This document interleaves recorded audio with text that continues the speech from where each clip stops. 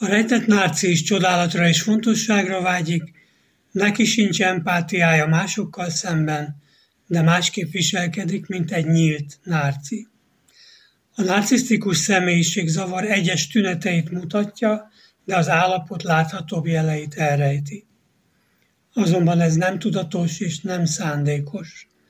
Nehezebb lehet felismerni, de semmivel se kevésbé pusztító, mint a nyíltabb narcisz viselkedés. Egy rejtett narcisztikus tűnhet öntörvényűnek vagy visszahúzódónak, de a végcélok minden narcinál ugyanazok. Ne légy naív. Mai téma: hogyan lehet felismerni a rejtett narcisztikust? Tisztelettel és szeretettel köszöntelek, Martolyó Ferenc vagyok, ez az Igazi Párkapcsolat videósorozat 14. része. Az előző részben Hajnalka elmondta, hogyan kommunikálj sikeresen egy randevún. Ha még nem láttad, nézd meg. Ha minél előbb szeretnéd megkapni a sorozat következő részeit, kérlek nyomd meg a feliratkozást és a kis csengőt is. És ahhoz, hogy a YouTube algoritmusai minél több emberhez kegyeskedjenek eljuttatni ezt a tudást, kérlek nyomj egy lájkot is, ezzel segítesz másoknak is, köszönöm. Tehát mikor jelenik meg nyíltan a narcizmus egy rejtett narcinál? Az a határhelyzet, amikor nyilvánvalóvá válik, hogy az illető egy narci, az többféle lehet. Olyan helyzetek, amelyek a narci természetének kellemetlenek, frusztrálóak, stresszesek vagy kifejezetten katartikusak. A leleplező helyzetek nem fognak előzetes figyelmeztetést küldeni. A narci viselkedése, a reagálása valamire először csak furcsának, indokolatlannak és érthetetlennek tűnhet, csak akkor fogod felismerni, ha felkészült vagy. A leggyakoribb leleplező helyzetek és variációk a következők. Amikor úgy érzi, hogy eleve figyelmen kívül van hagyva.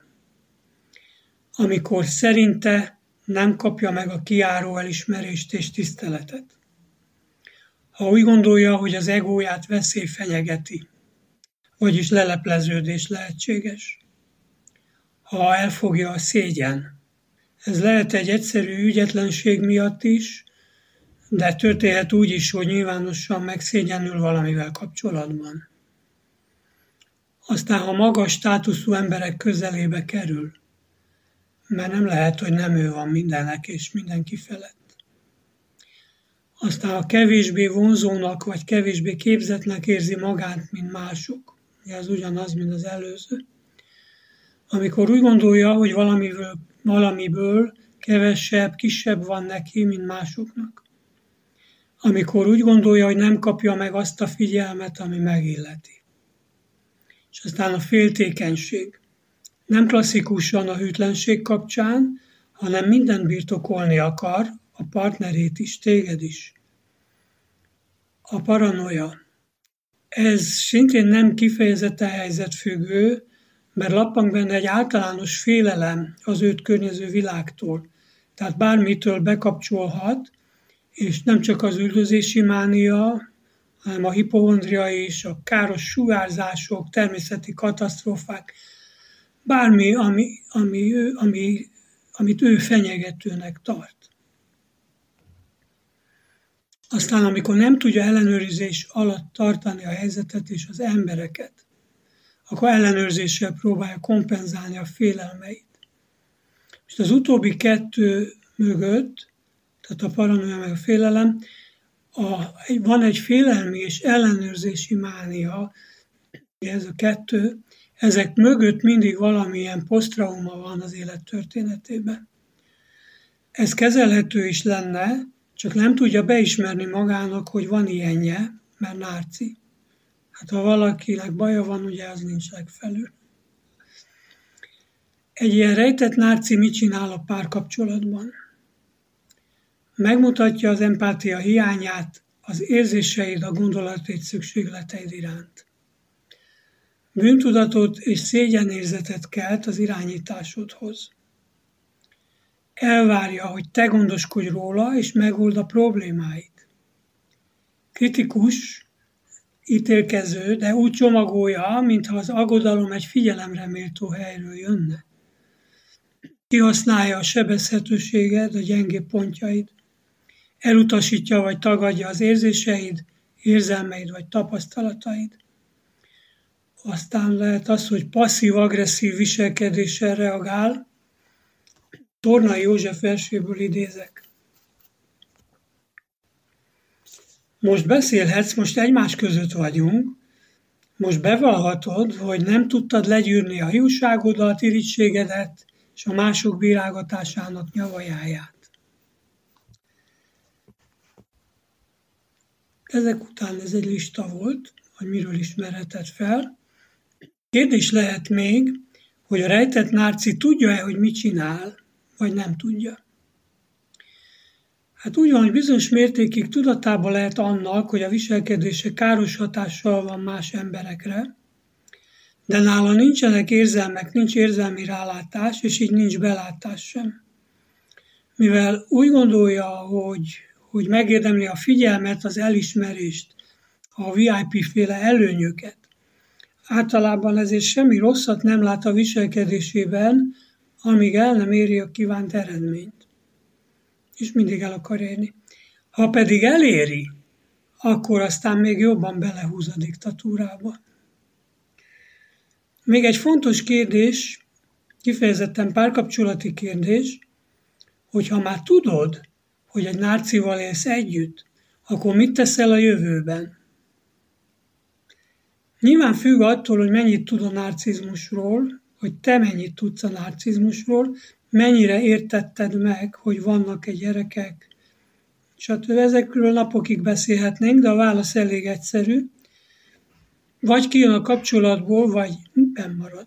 Tehát te vagy kijössz a kapcsolatból, vagy benn maradsz. Tehát az jön ki, aki ki akar lépni, aki nem így akar élni.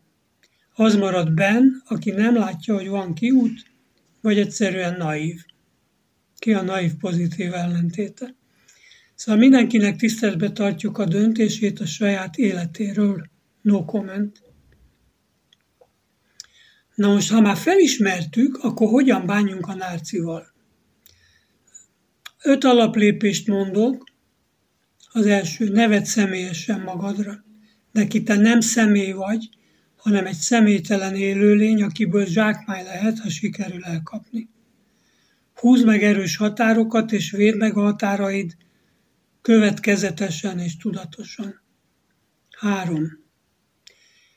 Képviseld magad, és érvényesítsd magad következetesen és tudatosan. Teremts és tarts fenn egy egészséges távolságot, következetesen és tudatosan. Utolsó, 5. Vedd komolyan, hogy a teljes megoldás a kapcsolat teljes megszüntetése. Gondolkodj hosszú távon, csak lépjél azonnal. A nárcik általában úgy viselkednek, mint a gyávák. Egy példa. A komolyabb döntési helyzetekben kiderül, hogy nincs bennük lelkierő, inkább ne számíts rá, hogy őszinték legyenek veled. Másik példa. Amikor szembesül a döntései következményeivel, nem vállal felelősséget. Egyébként semmiért nem tartja magát felelősnek, de mindig meg tudja indokolni, ő nem felelős a saját döntéseiért sem. Mondok még konfliktuskezelési lépéseket. Állíts fel személyes határokat, tedd világosan, határozottan, hogy milyen a megfelelő viszonyulás a számodra a kapcsolatban. Nem vagy köteles eltűrni jeleneteket, dühöngést, nem vagy köteles megvitatni, megbeszélni. Menj ki a szobából, hagyd el azt a helyet.